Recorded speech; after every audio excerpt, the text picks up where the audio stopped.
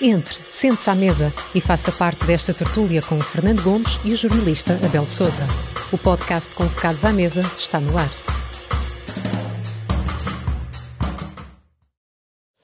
Ora então, boa noite a todos. Sejam bem-vindos, em nome da Tempo Livre, a esta segunda edição do do Convocados à Mesa. Peço perdão.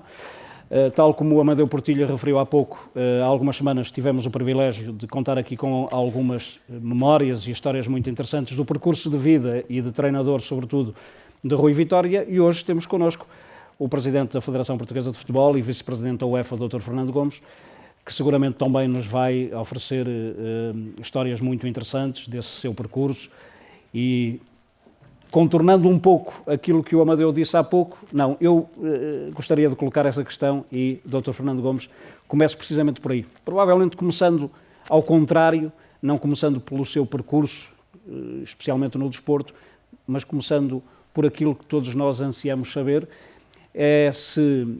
e pegando numa canção de Leonard Cohen, mas mudando um pouco,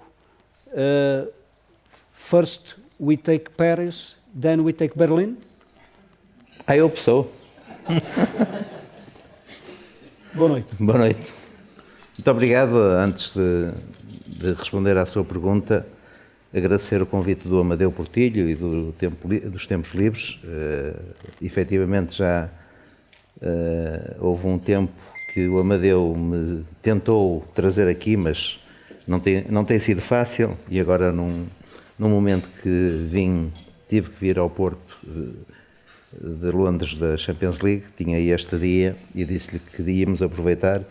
Normalmente nos dias anteriores dos jogos estou com a equipa, mas pelo facto de ser um jogo amigável, portanto amanhã vou almoçar com a equipa e depois estar no jogo e, portanto, neste espaço consegui encaixar, digamos, esta vinda aqui. É com muito gosto que estou aqui e, portanto, dentro daquilo que é a generalização e do conceito que o Amadeu teve a oportunidade de transmitir, obviamente tentarei dar o meu melhor relativamente àquilo que é o objetivo desta conversa.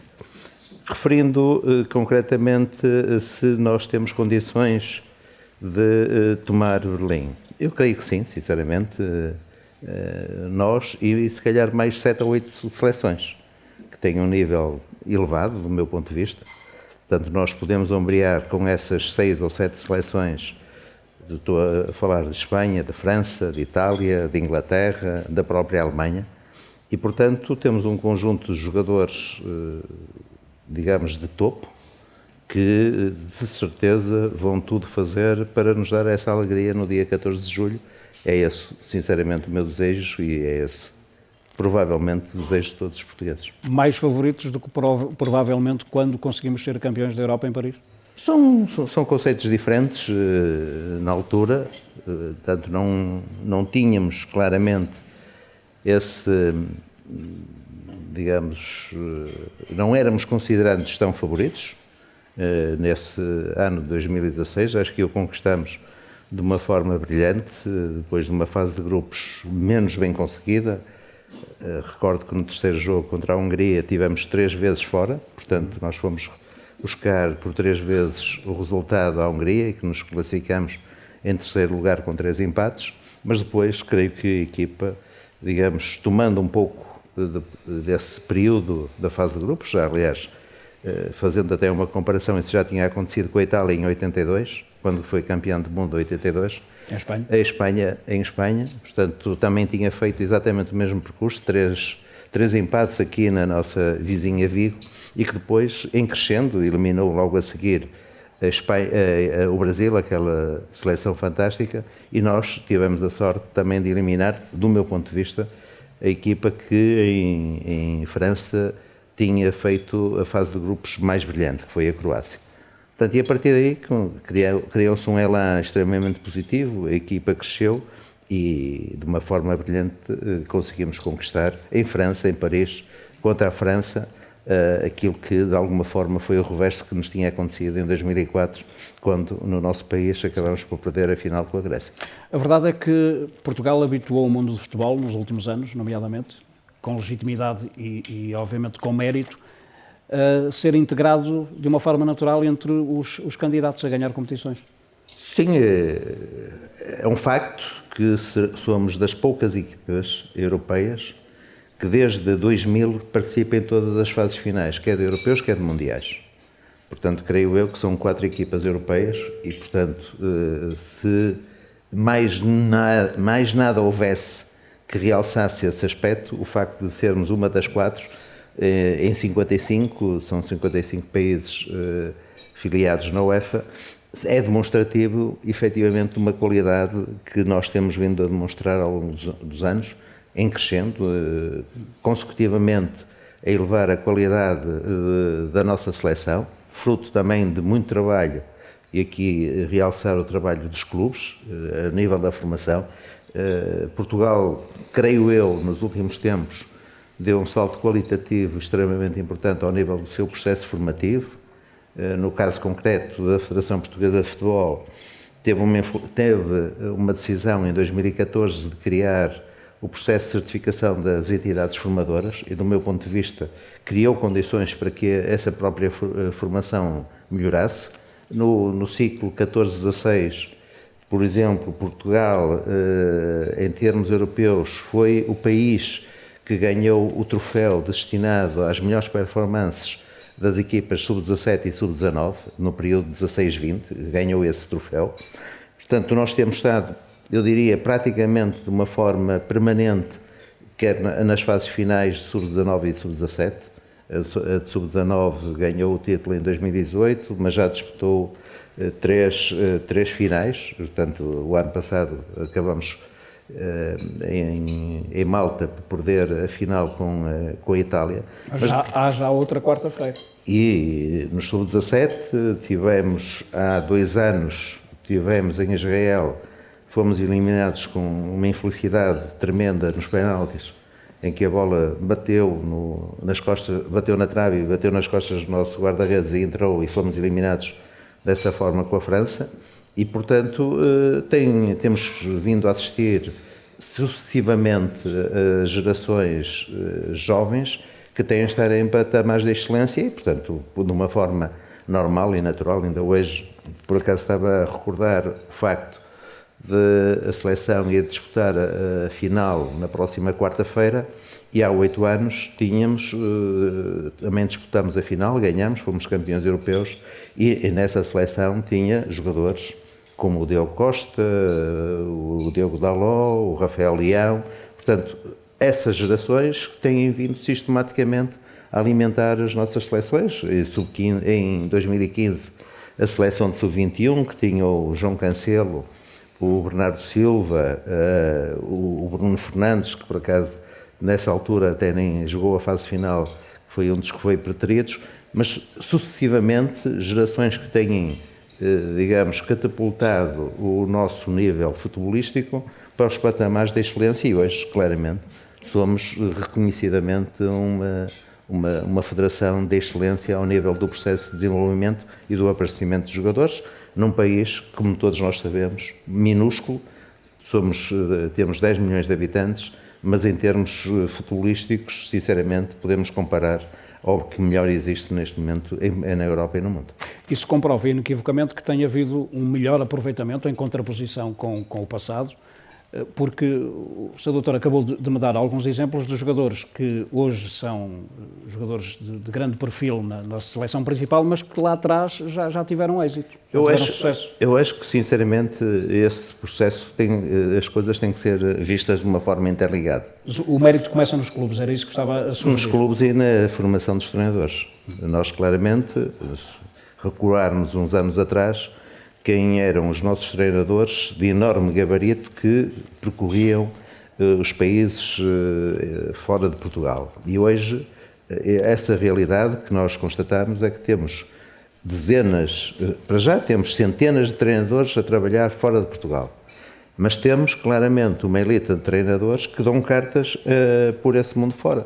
Portanto, temos o caso do Zé Mourinho, o caso do Jorge Jesus, temos o caso do Abel Ferreira, temos o caso sistemático dos nossos treinadores e das novas gerações que têm aparecido, o caso do Rubem Amorim, e portanto estes processos desta evolução eu acho que têm que ser visto de uma forma conjugada, isto é, a melhoria dos processos formativos, as academias dos clubes que criaram condições para o desenvolvimento. Estamos em Guimarães, mas eu gosto de dar bons exemplos. Temos o caso do Braga, que há 20 anos era o que era, e passado 20 anos tem uma academia e hoje tem sistematicamente jogadores a aparecer. O caso do Guimarães também, nos seus processos formativos, dos jogadores que têm saído aqui de Guimarães, também fruto daquilo que tem sido a elevação da qualidade dos processos formativos, suportado, obviamente, por uma elevação e uma qualificação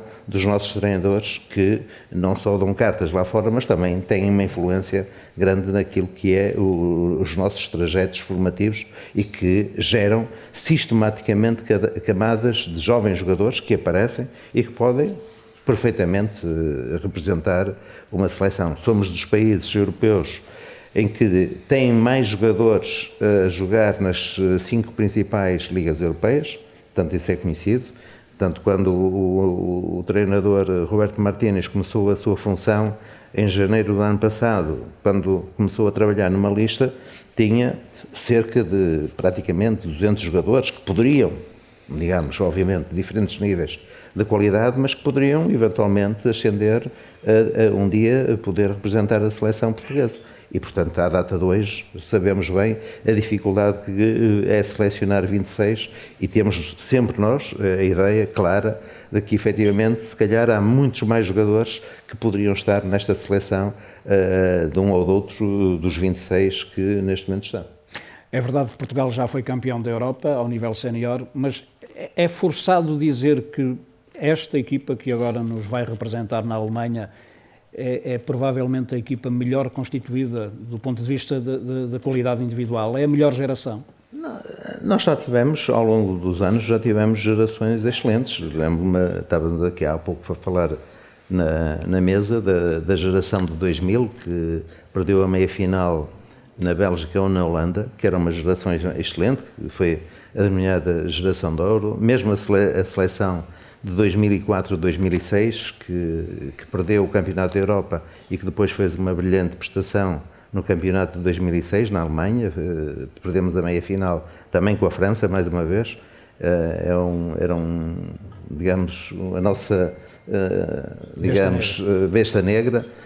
Tínhamos perdido em 84, depois perdemos em 2000, perdemos em 2006 e, infelizmente, em 2016 conseguimos dar a volta. Mas eu diria que provavelmente é sempre difícil estabelecer esta comparação no tempo, porque as coisas evoluem de uma forma transformativa ou transformacional muito vincada e, portanto, muitas vezes não é possível estabelecer esse nível de comparação entre gerações, porque as condições que hoje esta geração tem em termos de prática desportiva, de condições, por exemplo, ao nível da própria seleção, ainda muito recentemente um presidente do clube, não tenho problemas em dizer, foi o Rui Costa, dizia: vocês aqui têm as condições, se eu tivesse estas condições quando estava na seleção, de certeza absoluta que nós tínhamos feito muito mais. E, portanto, tudo isto tem influência, claramente. Hoje os níveis de apoio ao nível da saúde, do acompanhamento, do desenvolvimento, são completamente diferentes e que transformam o jogador hoje num nível, digamos, de prestação muito acima das condições que havia há 20 anos. E depois também é necessário muitas vezes ter a sorte do contexto. É apologista dessa ideia, daquela ideia muitas vezes defendida da diferença entre a bola que bate no poste e sai e a bola que bate no poste e entra. Sim, mas o problema é que a sorte dá muito trabalho. Claro. Esse é que é o problema, não é?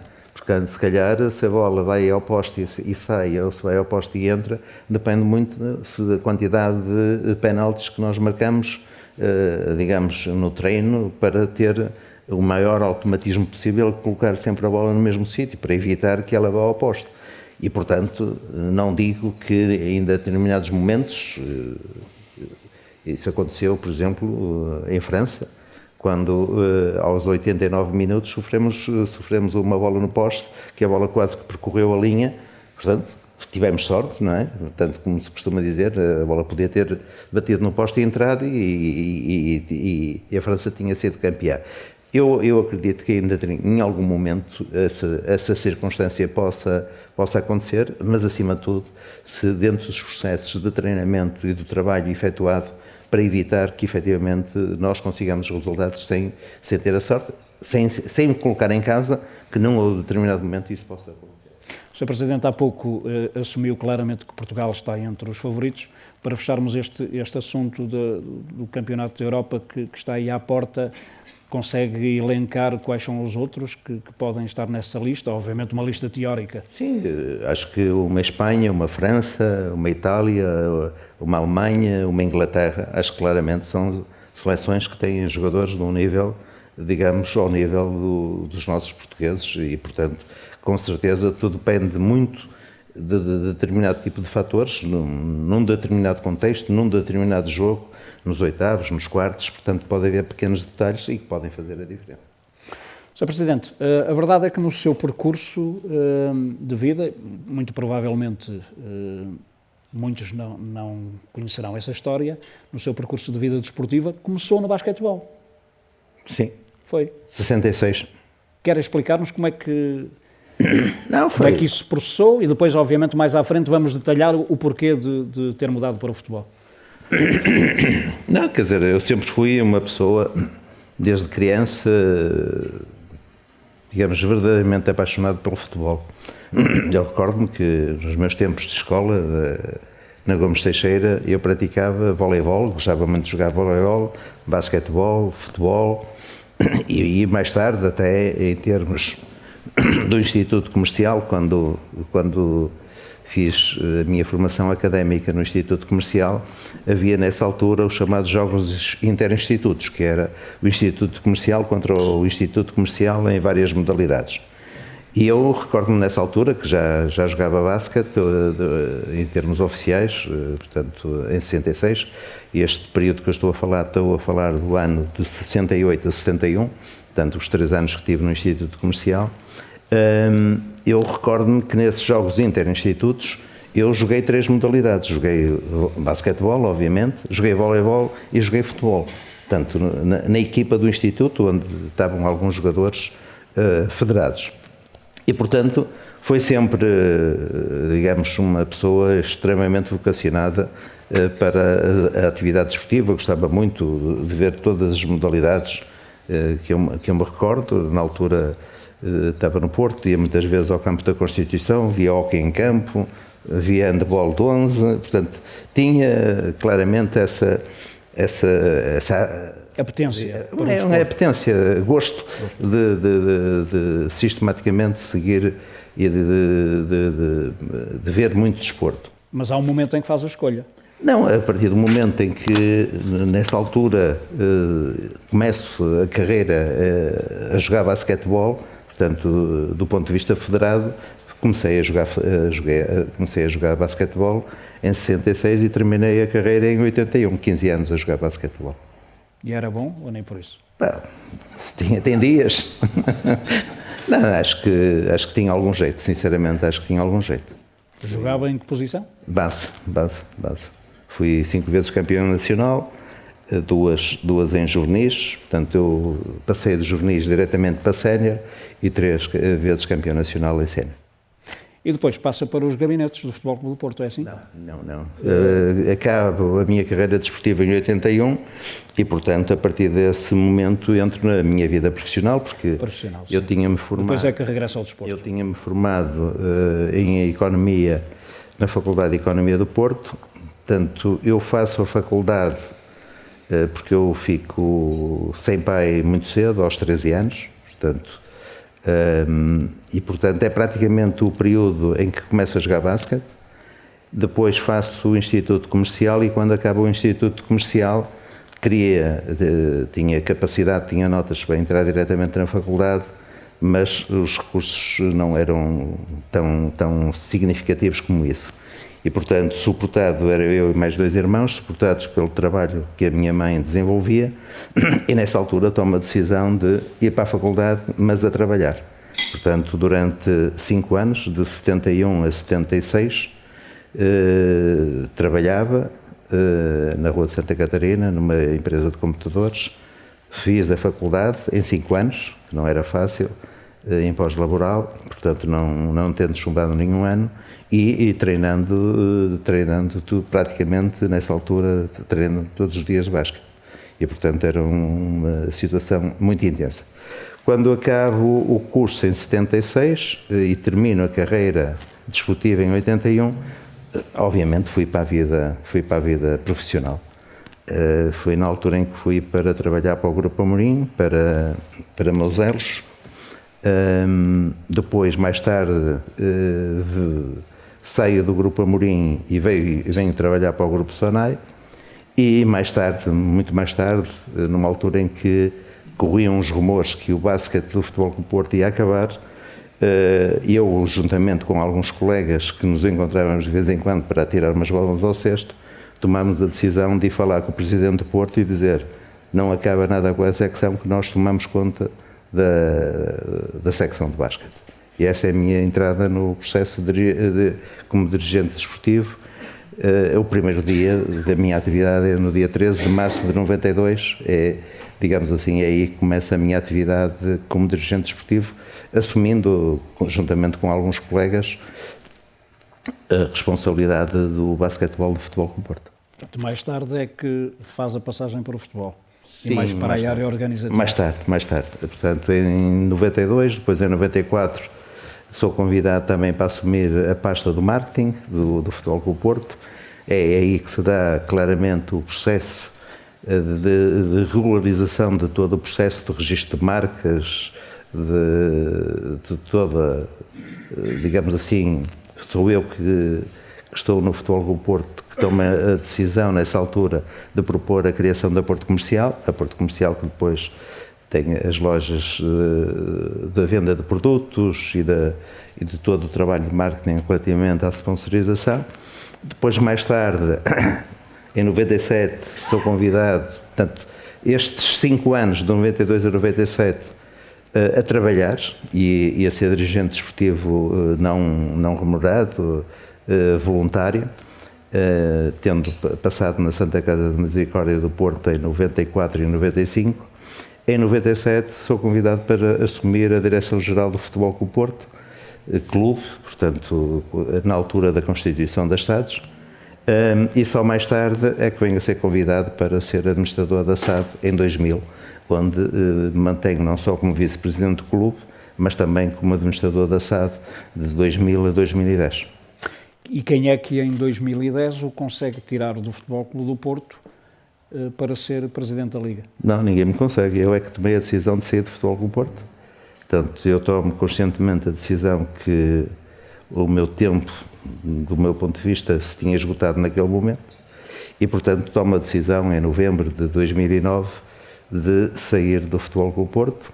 Tive, sensivelmente, 3-4 meses sem ter a clara noção de que ia continuar no Futebol Clube do Porto. A minha perspectiva naquele momento era claramente entrar noutro tipo de atividades que não ligado ao futebol. E depois há um conjunto de clubes, na altura 5 clubes da segunda Liga, que me pediram uma reunião em fevereiro, março de 2010, tendente a entusiasmar-me e a convencer-me que eu é que deveria ir para presidente da Liga. Depois de algum momento de reflexão, lá tomei a decisão de, efetivamente, de decidir a candidatar a ser presidente da Liga, que se concretiza em junho de 2010. Certo. E depois, mais tarde, dá-se a transição para a Federação Portuguesa de Futebol, num processo natural, pouco expectável na altura? Não, sinceramente, não sou pessoa de deixar os projetos onde me envolvo em suspenso, digamos assim. Portanto, iniciamos nessa altura um processo de reorganização da Liga muito forte. Na altura, quem era secretário-geral no tempo do Hermínio Loureiro era o Tiago Craveiro, que estava como secretário-geral. também ele próprio teve alguma influência nesse convencimento, portanto, feito com os outros 5 clubes na altura, que era o Friamundo, o Covilhã, o saudoso José Mendes, o professor Godinho do Oliveirense, o Lopes de Castro do Varzim, vai faltar aqui um, portanto eram os 5 e eles próprios criaram ali um movimento de alguma forma de me cercarem de um e do outro lado para não deixar de ir para a Liga. E portanto iniciamos um processo nessa altura, em junho de 2010, de transformação da Liga, que eu creio que sinceramente as coisas começaram a correr bastante bem do ponto de vista daquilo que eram os objetivos que a Liga deveria perseguir em termos da organização das competições profissionais, e quando em 2011 se começa a projetar que efetivamente iria haver as eleições na Federação, em dezembro, numa Assembleia Geral da Liga, em setembro de 2011, quando se começa a discutir esse tema no Conselho de Presidentes e na Assembleia Geral, foi de alguma forma criado ali um movimento no sentido de dizerem que eu é que me deveria candidatar. Portanto, mais uma vez, uma semana a refletir-se, porque iria deixar o processo da Liga, mas acabei por tomar a decisão de me candidatar à Federação e depois de vir a ser eleito na altura contra o Carlos Marta, que na altura também se posicionou para ser candidato, um pouco suportado pelo movimento associativo, mas de alguma forma acabei por vir a ser eleito por 46 votos contra 36 e, portanto, em 10 de dezembro fui eleito, em 17 de dezembro tomei posse e estou até hoje como Presidente da Federação. A verdade é que não precisa de cábula e está tudo absolutamente certo.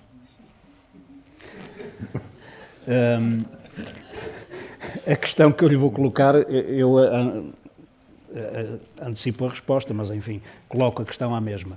Muito longe de imaginar a 17 de dezembro de 2011 que hoje pudesse estar aqui ainda a falar como Presidente da Federação. Sim, sinceramente, não. Para já, também para compreender um pouco isso, não foi um processo simples em termos de decisão. Porque família, netos, toda a minha vida fiz na cidade do Porto, portanto a consciência plena de que efetivamente essa mudança para Lisboa, para a Presidência da Federação, iria causar determinado tipo de constrangimentos e que não lhe posso esconder que um dos fatores fundamentais em termos dessa minha decisão de me candidatar foi tomada até numa reunião familiar em que foi perfeitamente acordado entre mim e a minha mulher que se eu fosse eleito ela pedia a reforma antecipada na Administração Regional de Saúde onde trabalhava, no sentido de me acompanhar e vivermos em Lisboa, portanto, durante o período em que ela estava. Sem deixar, obviamente, praticamente todos os fins de semana, à sexta-feira, vir para cima, passar o fim de semana com a família e com os filhos e com os netos, e depois, ou domingo à noite ou segunda de manhã, voltar para Lisboa para as diversas funções. Portanto, esse claramente foi. Sinceramente, quando me pergunta, admitia fazer um mandato, 4 anos e pico, da forma como as coisas correram, até porque de alguma forma havia algum trabalho a ser desenvolvido. O segundo mandato foi um processo normal. O terceiro, tenho que confessar, já foi um bocadinho difícil. Já foi um bocadinho difícil também de convencimento, porque isto, quer se queira, quer não, começa a pesar para cima e para baixo, e portanto hoje estou com 72 anos, não parece, já sei como dizer, não parece, mas de 12 ou 13 anos sucessivamente nesta vida começa a ser um pouco cansativo e portanto não estaria nessa altura a imaginar, admitiria nessa altura fazer 1 ou 2 mandatos, de acordo com as circunstâncias, mas sinceramente não me passava pela cabeça que pudesse fazer os 3 mandatos, como vou acabar por acontecer. Acredito que se tenha adaptado a viver em Lisboa, mas sentiu sempre esse apelo do regresso às raízes, do regresso ao Porto. Tenho muitas pessoas amigas em Lisboa, gosto muito da cidade de Lisboa, mas nomeadamente as raízes familiares, os filhos e os netos sempre têm esse chamamento e, portanto, não deixei nunca de ter. O Presidente da Federação Portuguesa de Futebol pode assumir abertamente que é um homem do Norte? Sou, claramente, um homem do Norte. Sou um homem do Norte e também, assumidamente, nunca o escondi, sou adepto do Futebol Clube do Porto. Portanto, sempre com a noção de que a função que exerço é uma função que obriga a ter uma capacidade de análise e de imparcialidade que eu, sinceramente, com o devido respeito, acho que eu consegui durante estes anos todos e em muitas circunstâncias até é conhecido, não há como esconder que a primeira eleição teve a oposição clara do Presidente Pinto Costa, em março de 2010, quando tomei a decisão de ser candidato à Liga, recordo perfeitamente, 48 votos dos clubes da primeira e da segunda Liga, e houve 3 clubes que não votaram na minha primeira eleição para a Liga. Foi o Porto, o Nacional e o Braga. E, portanto, obviamente, íamos com essa consciência, mas nunca me toldou esse facto de não tentar ser o mais possível imparcial no exercício das minhas funções enquanto Presidente. Mas, Presidente, só estamos cá os dois, ninguém nos está a ouvir. Não tenho nenhum problema. Nunca teve assim nenhuma história de um maior constrangimento por causa disso, junto de dirigentes? Acho que não, sinceramente. Não. Acho que, com o devido respeito, acho que consegui, ou que conseguimos, não fui só eu, portanto, aqui tenho deste processo. Conseguiu sempre colocar as fronteiras. De uma generalidade da opinião que as pessoas têm, é que ao longo destes anos a Federação tem feito um excelente trabalho. E, portanto, este trabalho não é de uma pessoa, é um trabalho de uma equipa vasta, de pessoas que desde a primeira hora estão comigo na direção, desde a primeira hora estão na estrutura profissional da Federação, que são pessoas excelentes de qualquer ponto de vista humano, profissional, e que ao longo deste período que efetivamente conseguimos levar a água a bom porto, dentro daquilo que se costuma dizer, e tentando sempre ser o mais correto e mais isento possível, dentro dos conceitos que efetivamente eu tenho, por exemplo, em termos objetivos, uma federação, e nomeadamente as áreas que estão inseridas na federação, nomeadamente a arbitragem e a disciplina, dentro de um princípio que eu desde a primeira hora imprimi, que é máxima liberdade, máxima responsabilidade. A partir do momento em que escolho o presidente de cada um destes órgãos, posso ser criticado por escolher o A e não escolher o B, mas a partir desse momento esse elemento que eu escolhi constitui a sua equipa e desenvolve a atividade que tem que fazer na respectiva área de atuação. E, portanto, esse princípio sempre norteou a nossa forma de estar e de uma forma, eu diria, generalizada. Acho que só posso, digamos, congratular da forma como, ao longo destes anos, levamos a gestão da Federação e a gestão do futebol português. Portanto, nunca se sentiu constrangido em ir ao Alvalade ou à Luz? Nunca teve problemas? Zero. Presidente, há pouco sugeriu a ideia de que, quando foi eleito pela primeira vez, pensava cumprir um mandato. A verdade é que, entretanto, depois começaram a surgir os projetos que precisavam de ser concretizados, não é? Foi um pouco isso. Não, quer dizer, foi um evoluir normal das situações. Portanto, a primeira ideia, quando fui eleito, claramente, e depois de um período de alguma análise em termos daquilo que era a Federação, eu recordo-me que nós fizemos no ano de 2012 um procedimento de reorganização brutal em termos daquilo que era a Federação e, portanto, e fizemos isto de uma forma perfeitamente tranquila e pacífica. Recordo-me que fizemos acordos com colaboradores de saída, tudo de uma forma harmoniosa. Se a memória não me atrasou, à volta de 30 pessoas que saíram da Federação.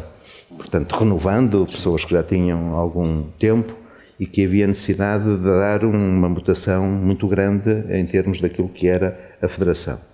E uma das primeiras medidas, claramente, que nós tínhamos, além dessa reorganização interna e atuação em algumas áreas, claramente o edifício onde nós estávamos no Largo do Rato, do meu ponto de vista, não tinha as condições necessárias para o funcionamento de uma federação. Era um edifício inicial, digamos, construído para a habitação, em que tinham as casas, portanto num prédio de 8 andares ou 9 andares, e em que as pessoas praticamente não se viam. Entravam na sua sala, ficavam lá na sua sala, não comunicavam com ninguém. As nossas seleções andavam dispersas, treinavam no estado de Jamor, iam para o Algarve, iam para Quiaios. Portanto, não havia aquilo que se poderia dizer, a química, em termos daquilo que era uma organização. E claramente, se me pergunta, uma das coisas fundamentais que nós fizemos durante este período foi a construção da cidade de futebol. É a sua maior obra? Do meu ponto de vista conceptual, claramente é a maior obra. Sem sombra de dúvidas. Criar um espaço onde as pessoas possam viver, conviver, trabalhar, interligar, quer funcionários do marketing, quer funcionários das competições, quer treinadores, quer diretores desportivos ou team managers, conviver todos no mesmo espaço. A interligação entre as equipas técnicas.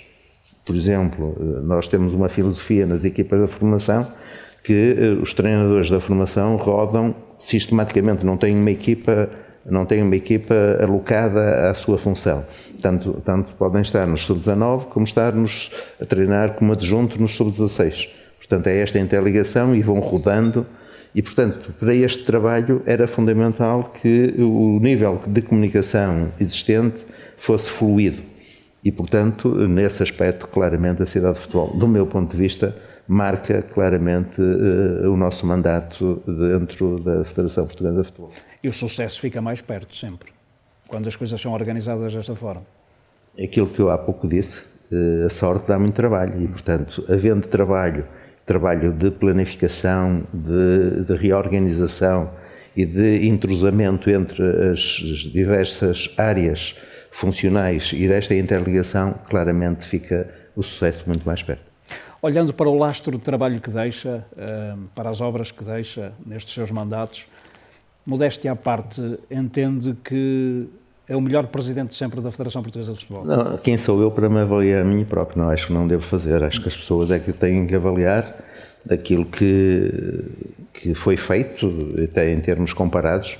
Obviamente, se me pergunta do ponto de vista, até porque é uma federação desportiva, e se nós olharmos à o mais titulado é, indiscutivelmente, isso são números, não é? Reparem, não é só... quando entramos na federação, o nosso orçamento eram 40 milhões de euros. Nós vamos apresentar para aprovar o orçamento no próximo dia 8 e o orçamento são 120 milhões. Nós, de alguma forma, triplicamos o nível de receitas da federação. É um orçamento, se me permite esta interrupção, é um orçamento maior que o da Secretaria de Estado da Juventude e do Desporto, não é? Sensivelmente... O que é uma coisa absolutamente extraordinária. Sensivelmente ao mesmo nível, mas aquilo que se faz essa comparação, eu posso lhe dizer que do ponto de vista de apoios da Federação Portuguesa de Futebol, por exemplo, aquele programa que nós temos, uma associação, uma academia, em que nós dotamos um fundo de 10 milhões para apoiar os projetos de desenvolvimento das academias em cada associação. Ainda recentemente lançamos outro programa de aproximadamente 11 milhões de euros para apoiar clubes, que clubes vieram até à Federação no sentido de melhorar as suas instalações desportivas e nós apoiámos cerca de 230 clubes. E é nessa perspectiva que eu digo, claramente temos uma visão e uma forma de intervir no desporto completamente diferente daquilo das condições que efetivamente o próprio IPDJ tem para desenvolver essa atividade que deveria ser abrangente do ponto de vista do desporto global. Portanto, muitas vezes é a própria Federação a substituir-se ao Poder Central. Não tenho rigorosamente nenhuma dúvida sobre isso. Aliás, se me permitem, um programa que nós estamos a desenvolver de desenvolvimento ou da promoção da atividade desportiva nas escolas, o nosso programa chamado Superquinas, que dos 308 concelhos do país, mais de 290, mais de 90% dos concelhos estão a sofrer essa intervenção que é coordenada pela Federação em apoio com as associações distritais.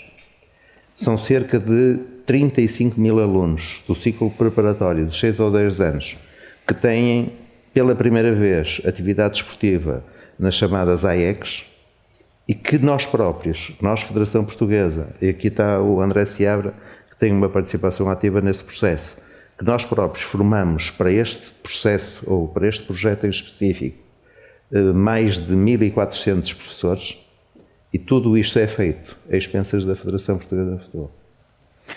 Há um momento particularmente importante, e eu creio que provavelmente terá sido o momento mais difícil deste seu percurso, em que teve uma voz muito crítica. Aliás, eu creio que na altura até assumiu essa voz em nome de várias federações, não só de futebol, que foi à altura da pandemia.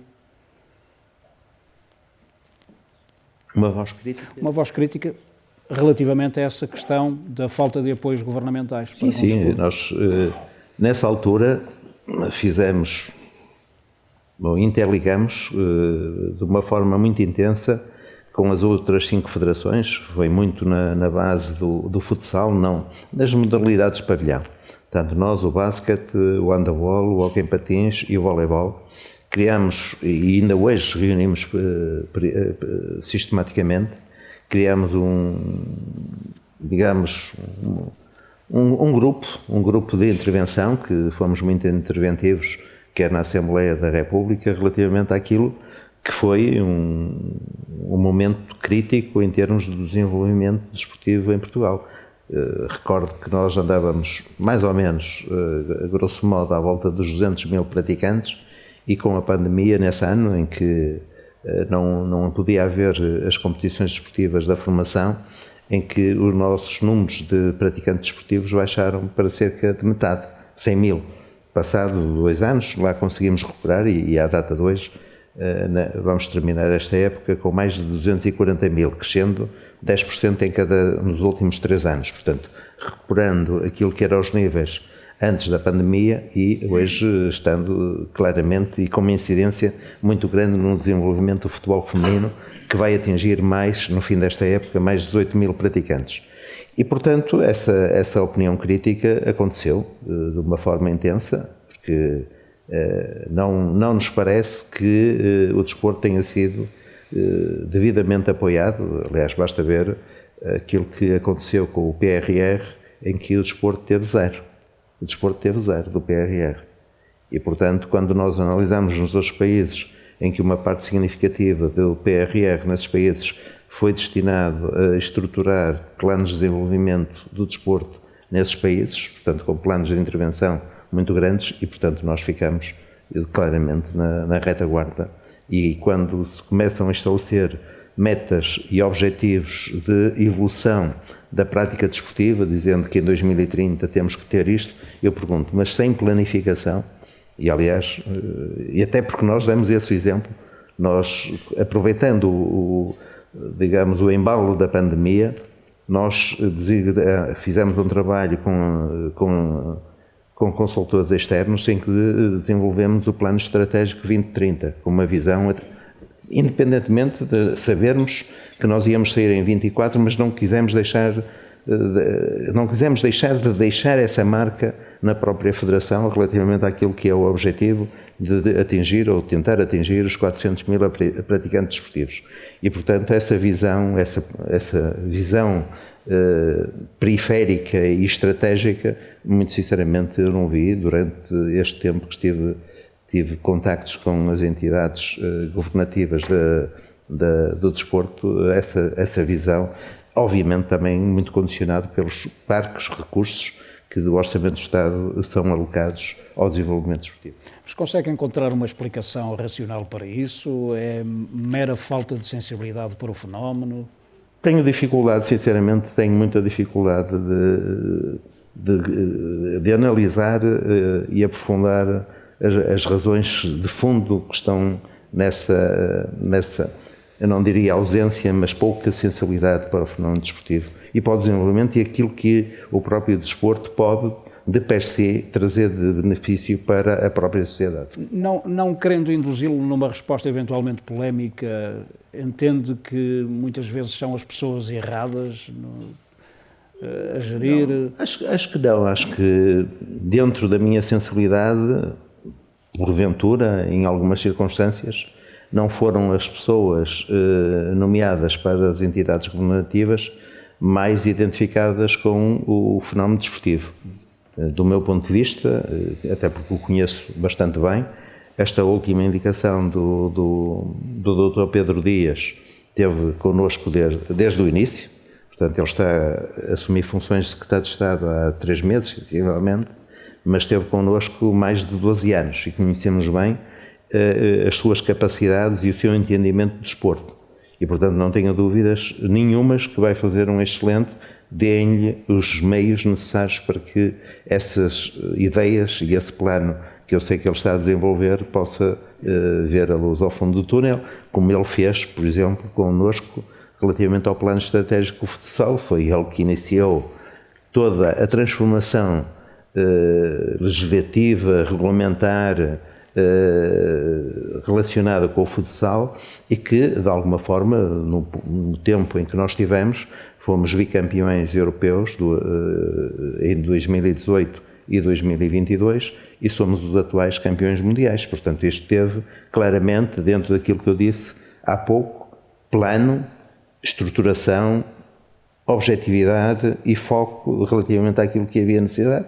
E, portanto, uma das coisas, por exemplo, que nessa altura foi fundamental, foi, do ponto de vista regulamentar, a obrigatoriedade dos clubes terem jogadores formados localmente, evitando aquilo que no futsal era norma e prática, de as equipas estavam todas, quando se ia ver um jogo de futsal, era tudo os jogadores estrangeiros que estavam nas equipas. E, portanto, essa alteração regulamentar permitiu o aparecimento de uma geração de jovens jogadores que, em função do investimento que havia na seleção de futsal, que foi fundamental em termos destes processos de transição. Os Eriques, os Passós, os Afonso Jesus, os Lúcios, portanto, esses processos começam exatamente numa clara identificação do que é o plano estratégico e o que é que nós temos que fazer para lá chegar de 4 a 5 ou a 6 anos. Portanto, deduzo que há alguma esperança da sua parte, estando agora no lugar alguém que de facto tem créditos.